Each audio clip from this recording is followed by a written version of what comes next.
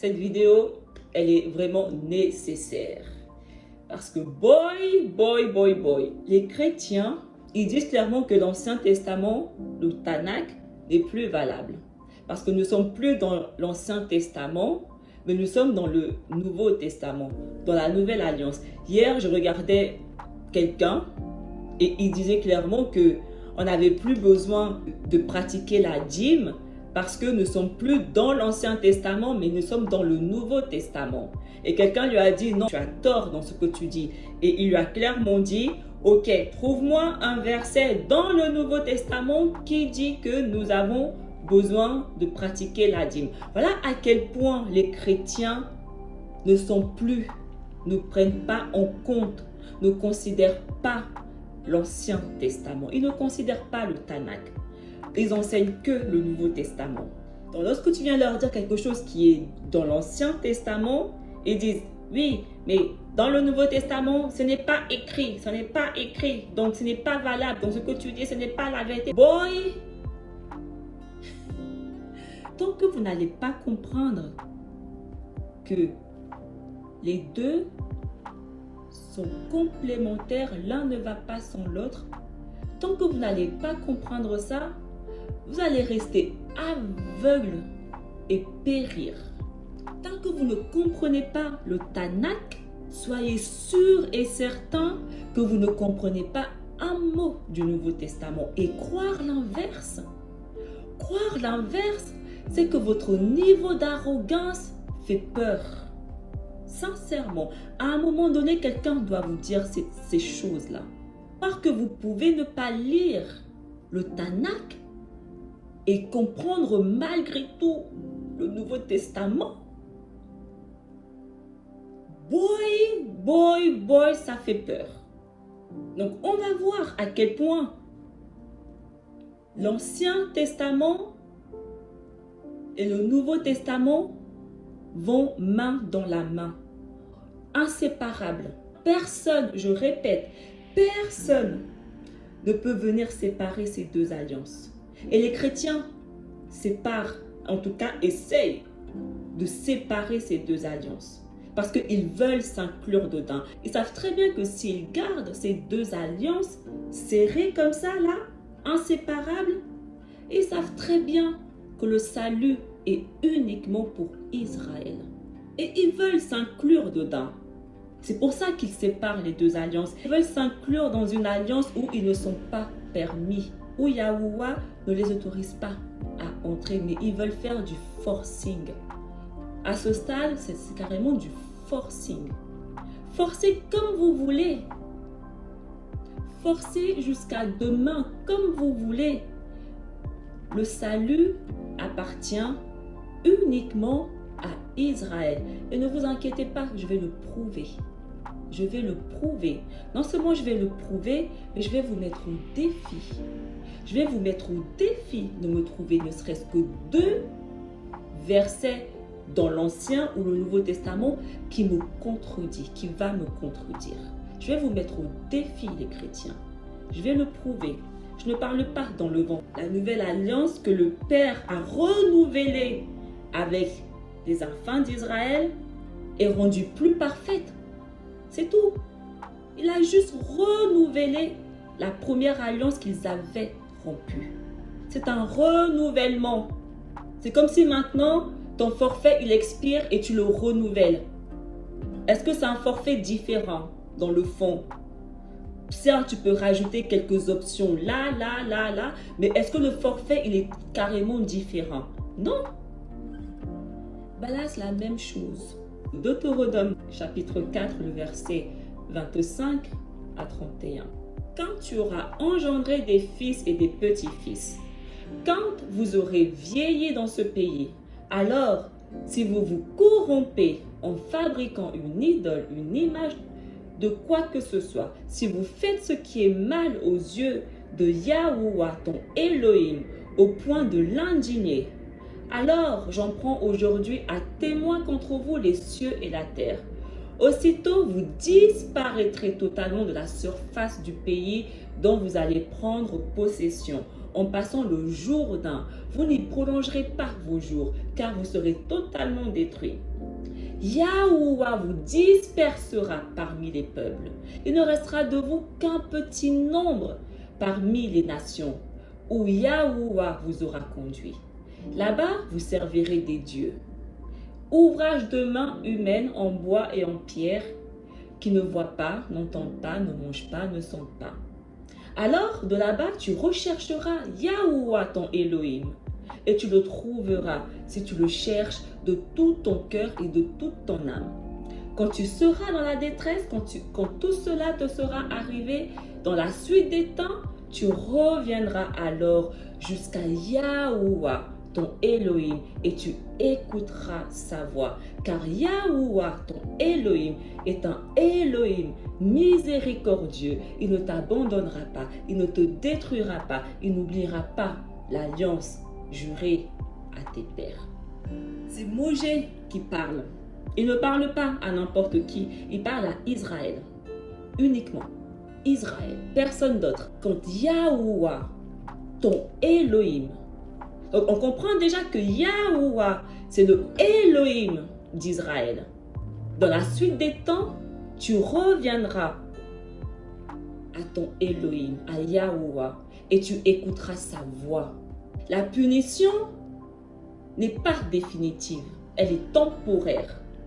Il va vous disperser pour un temps, il va tourner le dos pour un temps, mais à la suite des temps, au temps fixé, il vous refera revenir. Pourquoi il vous refera venir? Pourquoi il vous repardonnera? Pourquoi? Pourquoi Yahuwah, malgré tout cela, il ne vous abandonnera pas? Pourquoi? Parce que Yahuwah n'oubliera jamais, il n'oubliera jamais l'alliance qu'il a faite, qu'il a juré à vos pères. De quel père Moshe y parle ici?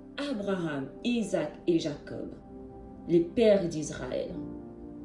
Donc rien que là déjà, on comprend que cette alliance-là, Yahuwah, il ne va jamais l'abandonner. Je ne sais pas pourquoi l'humain a du mal à le comprendre. Dès le moment où il abandonne cette alliance, il rompt l'alliance qu'il a jurée à Abraham, Isaac et Jacob.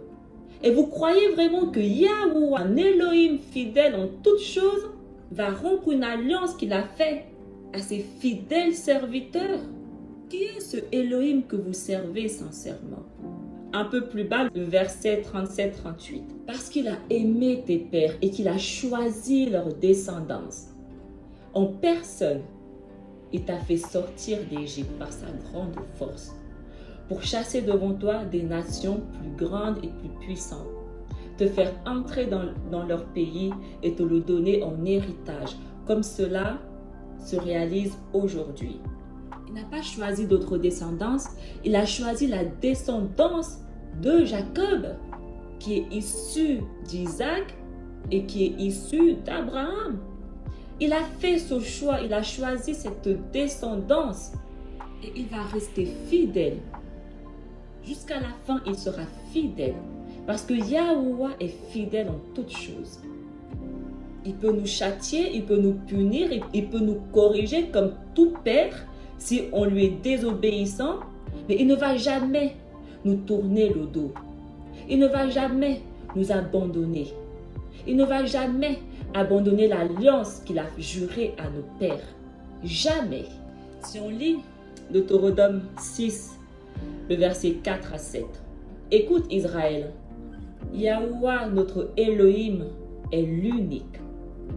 Tu aimeras Yahuwah ton Elohim de tout ton cœur, de toute ton âme et de toute ta force. Ces paroles que je te donne aujourd'hui resteront dans ton cœur. Tu les rediras à tes fils, tu les répéteras sans cesse à la maison ou en voyage, que tu sois couché ou que tu sois levé. C'est à Israël que Moshe dit, tu aimeras Yahuwah ton Elohim de tout ton cœur, de toute ton âme et de toute ta force. C'est exactement le commandement que Yahusha nous a donné. Aimer Yahuwah notre Elohim de tout notre cœur, de toute notre âme et de toute notre force. C'est un commandement qui a été donné uniquement à Israël. Pourquoi Yahusha, il répète ce commandement? Et il dit que c'est le premier et le plus grand commandement. Si le Tanakh n'est plus valable, pourquoi Yahusha nous demande de respecter les lois et les commandements qui se trouvent dans le Tanakh? Make no sense. Deutéronome 33, le verset 4, Moshe nous a prescrit une loi. C'est un héritage pour l'assemblée de Jacob. Les lois qui ont été prescrites par Yahuwah à Moshe pour que Moshe les retransmette, les enseigne à Israël, représentent un héritage pour l'assemblée de Jacob. C'est pour ça que le monde rejette ces lois. C'est normal, ces lois représentent uniquement un héritage pour Jacob. C'est quelque chose de personnel. On ne partage pas les héritages. Un héritage, c'est personnel. C'est pour ça que les chrétiens ne peuvent pas se sentir concernés. Ce n'est pas à eux qu'a été donné l'héritage, c'est à Jacob qu'a été donné cet héritage, ces lois. 1 Chronique 16, le verset 13 à 17. Vous, la race d'Israël, son serviteur, les fils de Jacob qu'il a choisi, Yahuwah, c'est lui notre Elohim. Ses jugements font loi pour l'univers. Souvenez-vous toujours de son alliance, parole édictée pour 1000 générations, promesse faite à Abraham, garantie par serment à Isaac, érigée en loi avec Jacob, alliance éternelle pour Israël. Qu'est-ce que les gens ne comprennent pas dedans? Pour ne pas comprendre, c'est juste parce qu'on ne lit pas. Lorsqu'on lit, c'est écrit et c'est très clair. Déjà, pour être serviteur de Yahuwah, tu dois faire partie de la race d'Israël. Yahuwah a choisi les fils de Jacob. Il n'a pas choisi tous les fils du monde entier. Il a choisi les fils de Jacob. Le choix, il est précis, clair et net. Il n'y a pas de confusion. Yahuwah n'est pas confusion. Yahuwah est le Elohim d'Israël. C'est pour ça que je m'adresse uniquement à Israël. Et en tant que race de Jacob, race d'Israël, nous devons toujours nous souvenir de son alliance. Une alliance qui a été édictée pour 1000 générations. Est-ce que vous vous rendez compte ce que ça représente 1000 générations? Est-ce que vous comprenez ce que représente 1000 générations? Lorsque nous savons qu'une génération représente 10 ans. Une alliance éternelle pour Israël. Yahuwah, il ne change pas. Vous voulez venir changer Yahuwah? Il ne change pas. Je ne sais pas quel Dieu vous servez. Le mien, il ne change pas. Il est le même hier, aujourd'hui et demain. Il ne change pas. Donc s'il a décidé que cette alliance sera une alliance éternelle, elle sera éternelle. Personne ne peut rien changer. Et l'homme essaie de changer cela. Les chrétiens veulent changer quelque chose que Yahuwah a décrété pour l'éternité, à jamais. Si nous lisons le livre de Jager, le chapitre 32, vers le milieu de la nuit, il prit ses femmes et ses servants et les fit passer avec tout ce qu'il y avait à l'autre bord du torrent. Quant à lui, il resta seul en deçà du Jabog. Alors, un homme se présenta et lutta avec lui jusque vers l'aurore, et l'emboîture de la cuisse de Jacob fut luxée. Mais dès que parut l'aube du jour, l'homme lâcha Jacob, et il le bénit et disparut. Et Jacob passa le gué, boitant de la jambe lésée. Quand il fut arrivé au bord opposé, le soleil se leva pour lui, et il marcha avec tout son monde jusqu'au milieu de la nuit. Ça, c'est très important à comprendre. Jacob, il a lutté avec Elohim, et il est sorti vainqueur dans cette lutte. C'était un messager de Yahuwah. Mais dans cette lutte, l'homme l'a emboîté dans la cuisse. l'homme a rendu Jacob boiteux. Et Jacob lui a dit, tu pars pas tant que tu ne m'as pas béni. Donc, il a lutté, il a dit, tu pars pas d'ici tant que tu ne m'as pas béni. Et du coup, l'homme l'a béni. D'accord? Et il lui a dit, maintenant tu t'appelleras Israël. Et lorsqu'il fut au bord opposé, le soleil se leva pour lui. Et qu'est-ce qui s'est passé ensuite? Il marcha avec tout son monde jusqu'au milieu du jour. Jacob, c'est le rebelle qui combat Yahuwah. Et Israël, c'est celui qui reçoit la bénédiction. C'est pour ça qu'il y a Jacob et Israël. Lorsque nous sommes rebelles envers Yahuwah, nous sommes Jacob. Mais lorsque nous sommes obéissants envers Yahuwah, nous sommes Israël. Jacob, c'est la malédiction. Israël, c'est la bénédiction. Donc, au début, il est passé de Jacob et à la fin, il a fini Israël. Et en finissant Israël, il a marché avec tout son monde jusqu'au milieu du jour. Voici comment ça va se terminer. Depuis un moment, on est Jacob, mais on va terminer Israël. Lévitique 26. Je me souviendrai en leur faveur de l'alliance conclue avec ceux de jadis que j'ai fait sortir du pays d'Égypte sous les yeux des nations afin d'être leur Elohim, moi, Yahuwah. Yahuwah, il dit, je me souviendrai d'eux. Ils vont finir Israël parce que je me souviendrai de l'alliance que j'ai conclue avec eux. Au temps fixé, je me souviendrai de Jacob et je vais guérir les boiteux comme a été Jacob et comme je l'ai guéri en le bénissant et il est devenu Israël. Isaïe 9, le peuple qui marchait dans les ténèbres a vu se lever une grande lumière et sur les habitants du pays de l'ombre, une lumière a resplendi. Plus bas dans le verset 5 à 7, oui, un enfant nous est né, un fils nous a été donné. Sur son épaule est le signe du pouvoir, son nom est proclamé, conseiller merveilleux, Elohim fort, Père à jamais, Prince de la paix.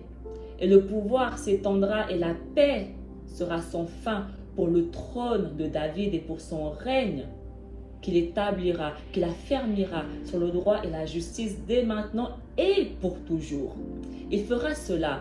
L'amour jaloux de Yahuwah. Yahuwah a lancé une parole dans le pays de Jacob.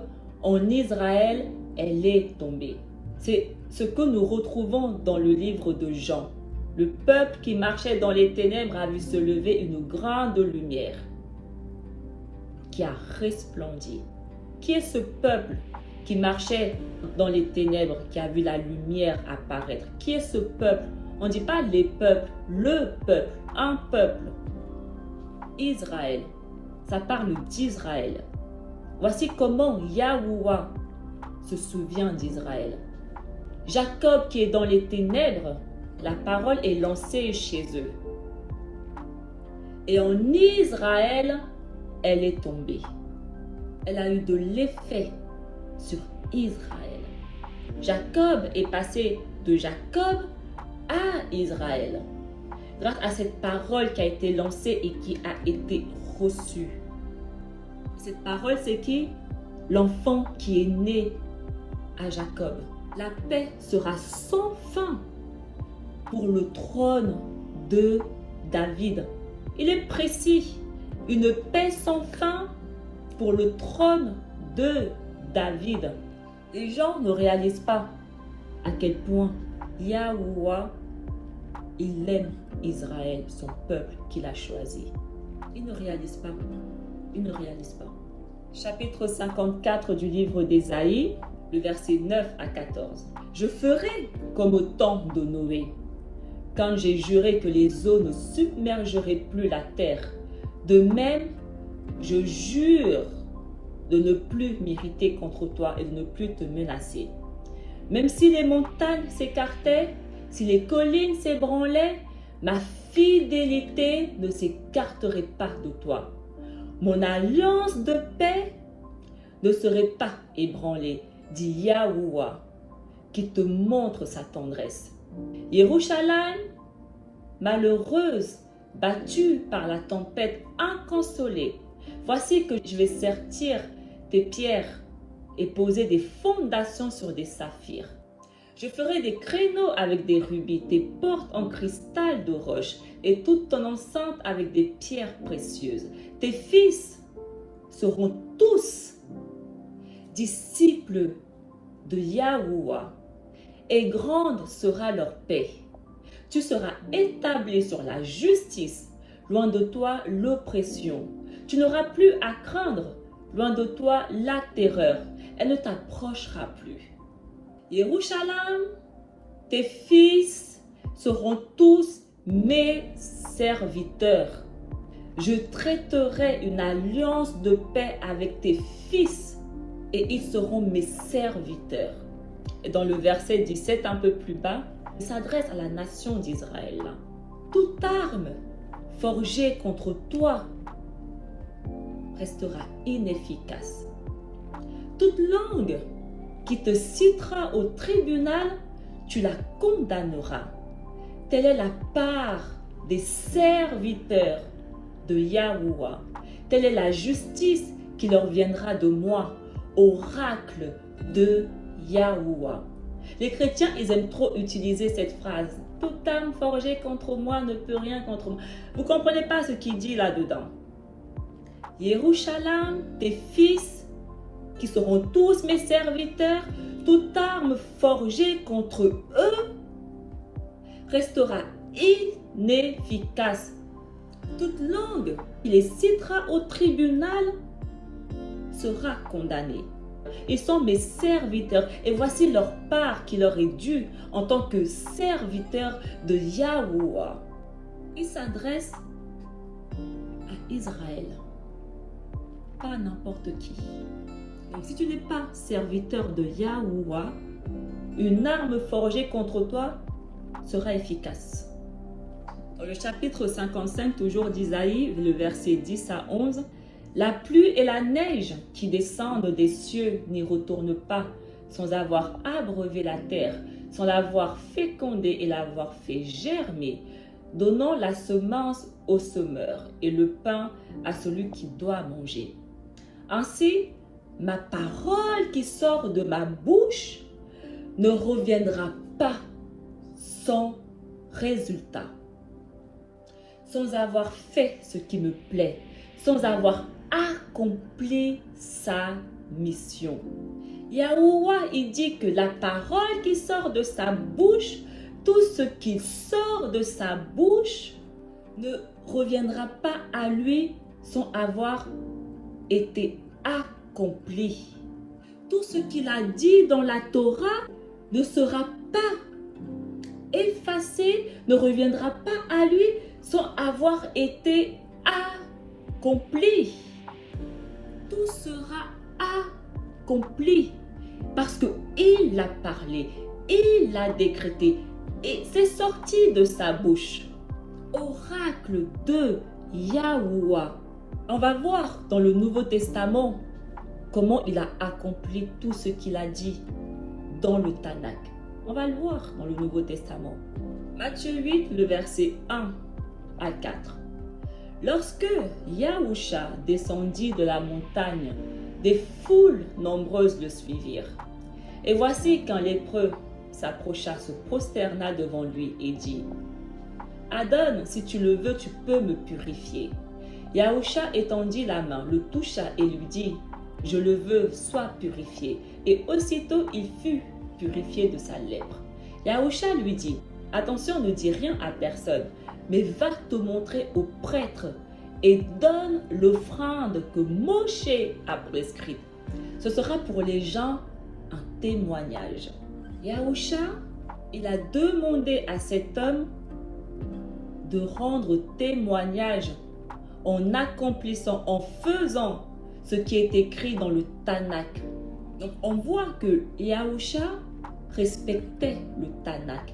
Il mettait en pratique le Tanakh. Il exécutait le Tanakh. Et il s'assurait que eux aussi respectent le Tanakh. Dans le chapitre 15, le verset 1 à 9. Alors des pharisiens et des scribes venus de Jérusalem s'approchèrent de Yahusha et lui disent: pourquoi tes disciples transgressent-ils la tradition des anciens? En effet, ils ne se lavent pas les mains avant de manger. Yahusha leur répondit: et vous, pourquoi transgressez-vous le commandement de Yahuwah au nom de vos traditions? Car Yahuwah a dit: honore ton père et ta mère, et encore, celui qui maudit son père ou sa mère sera mis à mort. Et vous, vous dites: supposons que quelqu'un déclare à son père ou à sa mère: les ressources qui m'auraient permis de t'aider sont un don réservé à Yahuwah. Dans ce cas, il n'aura plus à honorer son père ou sa mère. Ainsi, vous avez annulé la parole de Yahuwah au nom de vos traditions hypocrites. Isaïe a bien prophétisé à votre sujet quand il a dit: ce peuple m'honore des lèvres, mais son cœur est loin de moi. C'est en vain qu'ils me rendent un culte. Les doctrines qu'ils enseignent ne sont que des préceptes humains.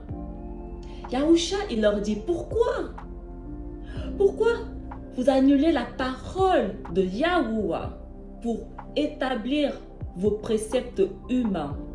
Pourquoi vous annulez les lois de Yahuwah pour établir vos propres lois? Pourquoi? Qui vous a autorisé à faire ça? Qui vous a autorisé à annuler les lois de Yahuwah? Qui? Yahusha vous pose la question. Qui vous autorise à annuler les lois de Yahuwah? Qui vous autorise à annuler la parole de Yahuwah? Répondez-nous, chrétiens. Qui vous a autorisé? Parce que ce n'est pas Yahusha, vu qu'il vous pose lui-même la question: pourquoi vous annulez la parole de mon Père? Il vous pose la question: pourquoi vous essayez d'annuler le Tanakh? Pourquoi vous essayez d'annuler les lois? Quand Yahuwah, il a dit: ma parole ne reviendra pas à moi sans avoir été accomplie. Et l'homme veut annuler la parole de Yahuwah avant qu'elle soit accomplie. Matthieu 19. Et voici que quelqu'un s'approcha de Yahusha et lui dit: Adon, que dois-je faire de bon pour avoir la vie éternelle? Yahusha lui dit: pourquoi m'interroges-tu sur ce qui est bon? Celui qui est bon, c'est Yahuwah et lui seul. Si tu veux entrer dans la vie, observe ses commandements. Yahusha, il dit: si tu veux entrer dans la vie, observe les commandements. Et où est-ce qu'on trouve les commandements que nous devons observer? Dans le Tanakh, nulle part ailleurs. Dans le Tanakh que les chrétiens veulent annuler là. Yahusha, il dit: observez les commandements qui sont écrits dans ce livre si vous voulez entrer dans la vie. Et les chrétiens ne veulent pas que vous entrez dans la vie. Parce qu'ils vous empêchent, ils vous découragent, ils vous déconseillent de lire le Tanakh. Dans Matthieu 22, le verset 35 à 40, et l'un d'entre eux, un docteur de la loi, posa une question à Yahusha pour le mettre à l'épreuve. Adon, dans la loi, quel est le grand commandement? Yahusha lui répondit: tu aimeras Yahuwah ton Elohim de tout ton cœur, de toute ton âme et de tout ton ruach. Voilà le premier commandement. Et le second lui est semblable: tu aimeras ton prochain comme toi-même. De ces deux commandements dépendent toute la loi ainsi que les prophètes. Le même commandement que nous avons vu dans le Deutéronome, qui a été donné à Israël: aime Yahuwah ton Elohim de tout ton cœur, de toute ton âme et de tout ton ruach. La loi et les prophètes, c'est l'Ancien Testament. Le Tanakh, dans le chapitre 23, le verset 1 à 3, alors Yahusha s'adressa aux foules et à ses talmidim, et il déclara: les scribes et les pharisiens enseignent dans la chair de Moshe. Donc tout ce qu'ils peuvent vous dire, faites-le et observez-le. Mais n'agissez pas d'après leurs actes, car ils disent et ils ne font pas. Yahusha, il leur dit, observez tout ce que les pharisiens vous enseignent. Parce que c'est juste, vous devez observer. Toutes les lois qu'ils vous demandent d'observer qui se trouvent dans le Tanakh, observez-les parce que vous devez les observer si vous voulez vivre. Mais n'agissez pas comme eux parce que eux, ils vous disent d'observer, mais eux-mêmes n'observent pas. Ils vous disent ne forniquez pas alors que eux-mêmes ils forniquent. Ils vous disent ne mentez pas alors que eux-mêmes ils mentent. Ils vous disent ne volez pas alors que eux-mêmes ils volent. Donc Yahusha leur dit, observez et pratiquez tout ce qu'ils vous disent parce que tout ce qu'ils vous disent est bon. Ne les copiez pas. Toutes les personnes qui ne respectent pas le Tanakh, toutes les personnes qui ne respectent pas les lois, Yahusha nous dit de ne pas les copier. On ne doit pas copier les personnes qui ne respectent pas le Tanakh parce que ce n'est pas bon. Nous devons respecter et faire tout ce qui est écrit dans les lois. Et ce n'est pas le cas des chrétiens. Mais c'est normal, ils ne peuvent pas respecter les lois même s'ils le voulaient. Seul Israël est en mesure de respecter les lois de Moshe. Voilà pourquoi les chrétiens, ils disent personne ne peut être sans péché. Aucun non-israélite ne peut être sans péché parce qu'ils sont déjà tous condamnés. Pour vivre, il faut avoir les lois. Ce sont les lois qui nous maintiennent en vie. Mais à qui les lois ont été données? Est-ce que les lois ont été données à tout le monde pour que tout le monde vive ou les lois ont été données uniquement à Israël pour que Israël vive? Jean, le chapitre 14, verset 15. Si vous m'aimez, vous garderez mes commandements. Ça, c'est aussi un truc que les gens ont du mal à comprendre. Beaucoup croient que Yahusha, il parle de lui-même. Yahuwah a mis ses paroles dans la bouche de Yahusha. Donc Yahusha, il retransmet des paroles qui ont été placées dans sa bouche. Donc il parle au nom de Yahuwah. Donc c'est Yahuwah qui dit, si vous m'aimez, vous garderez les commandements que je vous ai donnés, Israël. C'est Yahuwah qui parle. Il ne faut jamais l'oublier. Donc c'est Yahuwah qui dit ça. Gardez mes commandements, Israël, que je vous ai donnés si vous m'aimez. Et on le voit dans le Deutéronome 18. Et Yahuwah me dit alors, je ferai se lever au milieu de leurs frères un prophète comme toi. Je mettrai dans sa bouche mes paroles et il leur dira tout ce que je lui prescrirai. Si quelqu'un n'écoute pas les paroles que ce prophète prononcera en mon nom, moi-même je lui en demanderai compte. Donc Yahusha, les paroles qui sortent de sa bouche sont des paroles qui ont été prescrites par Yahuwah. Yahusha, il parle au nom de Yahuwah. Il ne parle pas par sa propre volonté. Il ne parle pas de ses propres commandements qu'il est venu créer. Il répète ce que le Père lui demande de dire au peuple. Il ne fait que répéter. Et ça, les gens ont du mal à comprendre que Yahusha ne fait que répéter les paroles de Yahuwah qu'il a décrétées dans le Tanakh. Luc 2. Quand fut arrivé le 8e jour, celui de la circoncision, l'enfant reçut le nom de Yahusha, le nom que le messager lui avait donné avant sa conception.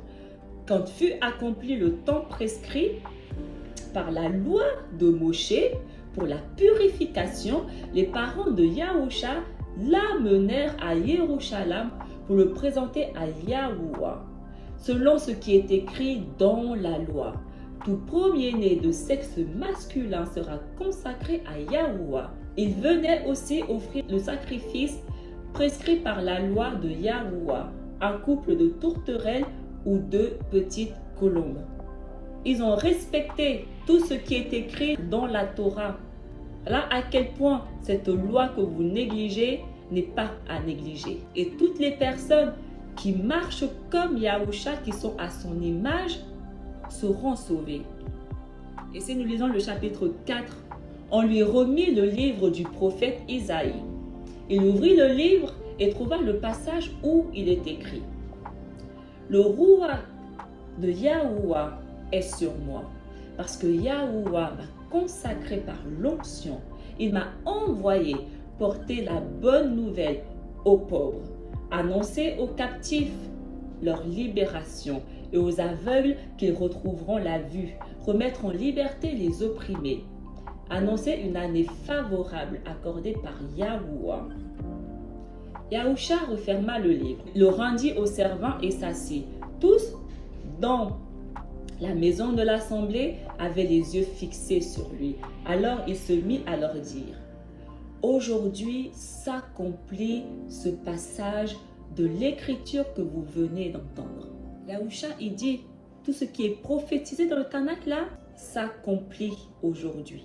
Donc pour savoir ce qui s'accomplit, nous devons savoir ce qui est écrit dans le Tanakh. Parce que ce qui est écrit dans le Tanakh, Yahusha, il dit, je suis venu l'accomplir.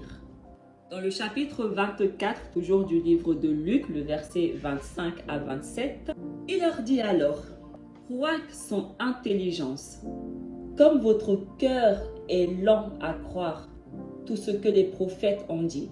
Ne fallait-il pas que le Mashiach souffrit cela pour entrer dans sa gloire?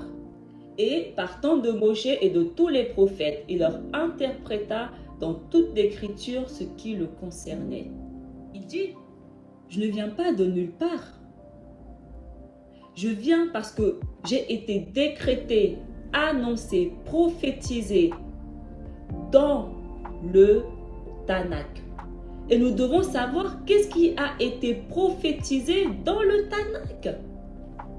Si on ne prend pas le temps de lire le Tanakh, comment on va comprendre? C'est parce que nous savons ce qui est écrit dans le Tanakh que nous comprenons et que nous pouvons dire: ok, la parole de Yahuwah est vivante. Parce que ce qui est écrit dans le Tanakh, on le voit s'accomplir. Tous les chrétiens, ils disent oui, les faux juifs qui sont là-bas, là, ils rejettent Jésus, ils rejettent Jésus, ils rejettent le Messie. C'est pas qu'ils rejettent Mashiach. Ils savent, parce que c'est écrit dans le Tanakh que Mashiach doit venir. Donc ce n'est pas qu'ils rejettent Mashiach, ils rejettent le Jésus des chrétiens. C'est pas la même chose. Ils rejettent Jésus, le Jésus que les chrétiens vendent à tout le monde là. Parce qu'ils savent que Mashiach qui est prophétisé dans le Tanakh, qu'ils lisent tous les jours là, il est prophétisé uniquement pour Israël. Donc lorsqu'ils voient les chrétiens prophétiser un Jésus sauveur du monde entier, que quiconque veut y croire, ils savent que ce n'est pas le Mashiach qui est écrit dans le Tanakh. Voilà pourquoi ils ne veulent pas, ils ne croient pas en leur Jésus. Quand tu lis, quand tu comprends, quand tu connais, tu sais que le Jésus que les chrétiens vendent n'est pas la vérité. Pour ne pas le savoir, c'est que tu ne comprends pas un mot ou que tu ne lis tout simplement pas. Et dans le verset 44, un peu plus bas, du même chapitre 24, puis il leur déclara: voici les paroles que je vous ai dites quand j'étais encore avec vous. Il faut que s'accomplisse tout ce qui a été écrit à mon sujet dans la loi de Moïse, les prophètes et les psaumes. Il le dit. Yahusha le dit. Que tout ce qui a été écrit dans la loi, dans les prophètes, dans les psaumes, doit s'accomplir. Donc vous devez impérativement savoir, connaître et comprendre ce qui est écrit dans la loi, dans les prophètes et dans les psaumes. Si vous ne prenez pas le temps d'aller voir, comprendre et lire et étudier en profondeur ce qui est écrit dedans, votre Nouveau Testament, mettez-le à la poubelle, il ne vous servira absolument à rien du tout. Voilà pourquoi on se retrouve avec 2,5 milliards d'aveugles dans le christianisme. Le Mashiach qui est prophétisé dans la Torah, dans les prophètes, dans les psaumes, est le Mashiach d'Israël et personne d'autre. On n'ajoute rien, on n'enlève rien. Et les chrétiens viennent ajouter, ils viennent changer, ils viennent enlever, ils viennent ajouter, ils viennent modifier. C'est pas bon. C'est pas bon. Jean 5. Jean était la lampe qui brûle et qui brille. Et vous avez voulu vous réjouir un moment à sa lumière. Mais j'ai pour moi un témoignage plus grand que celui de Jean. Ce sont les œuvres que le Père m'a donné d'accomplir. Les œuvres que je fais témoignent que le Père m'a envoyé. Donc Yahusha, il dit que ce que je fais là, tout ce que je réalise là, ce sont les œuvres que le Père m'a demandé d'accomplir. Je ne fais que la volonté du Père ici. Et quelle est la volonté du Père? Qu'est-ce que le Père a demandé à Yahusha d'accomplir? Quelle est la mission que le Père a donnée à Yahusha? Quelle est cette mission que Yahusha est venu accomplir? Il le dit, ce qui est écrit dans le Tanakh. Vous scrutez les Écritures parce que vous pensez y trouver la vie éternelle. Or, ce sont les Écritures qui me rendent témoignage. Dans le livre de Hébreux 9, le verset 14 à 15. Le sang de Machia fait bien davantage, car Machia, poussé par le roi éternel, s'est offert lui-même à Yahuwah comme une victime sans défaut. Son sang purifiera donc notre conscience des actes qui mènent à la mort, pour que nous puissions rendre un culte au Elohim vivant. Voilà pourquoi il est le médiateur d'une alliance nouvelle, un testament nouveau, puisque sa mort a permis le rachat des transgressions commises sous le premier testament. Ceux qui sont appelés peuvent recevoir l'héritage éternel jadis promis. C'est écrit. Il est venu racheter les transgressions qui ont été commises dans la première alliance. Il est venu réparer. Il n'est pas venu changer, modifier, mettre à la poubelle. Il est venu réparer. Et ceux qui sont appelés à recevoir l'héritage éternel jadis promis. Quel est cet héritage éternel qui a été promis auparavant et à qui cet héritage éternel a été promis auparavant? Parce que Yahusha est venu faire en sorte que cet héritage, cette promesse qui est éternelle, les personnes qui sont appelées reçoivent cet héritage, cette promesse. Qui sont ces personnes? On a vu que l'héritage appartient à qui? Jacob. Un héritage éternel. Et Yahusha est venu s'assurer que Jacob ait part à cet héritage. Il est venu accomplir. Et dans le verset plus bas, lorsque Moshe eut proclamé chaque commandement à tout le peuple conformément à la loi, il prit le sang des veaux et des boucs avec de l'eau, de la lèvre écarlate et de l'hysope, et il en aspergea le livre lui-même et tout le peuple, en disant, ceci est le sang de l'alliance que Yahuwah a prescrite pour vous. Puis il aspergea de même avec le sang la tente et tous les objets du service liturgique. D'après la loi, on purifie presque tout avec du sang. Et s'il n'y a pas de sang versé, il n'y a pas de pardon. S'il est nécessaire que soient purifiés par ces rites des images de ce qui est dans les cieux, les réalités célestes elles-mêmes doivent l'être par des sacrifices bien meilleurs que ceux d'ici-bas. Car Machia n'est pas entré dans un sanctuaire fait de mains d'hommes, figure du sanctuaire véritable. Il est entré dans le ciel même afin de se tenir maintenant pour nous devant la face de Yahuwah. Le sang est obligatoire pour le pardon des péchés. Mais sauf que la première alliance, c'était des sangs des bêtes qu'il aspergeait. Mais là, Yahuwah a aspergé, a versé un sang de manière à ce que les enfants d'Israël n'aient plus besoin d'asperger aucun sang. De manière à ce que les enfants d'Israël ne puissent plus rompre l'alliance comme ils l'ont rompu auparavant.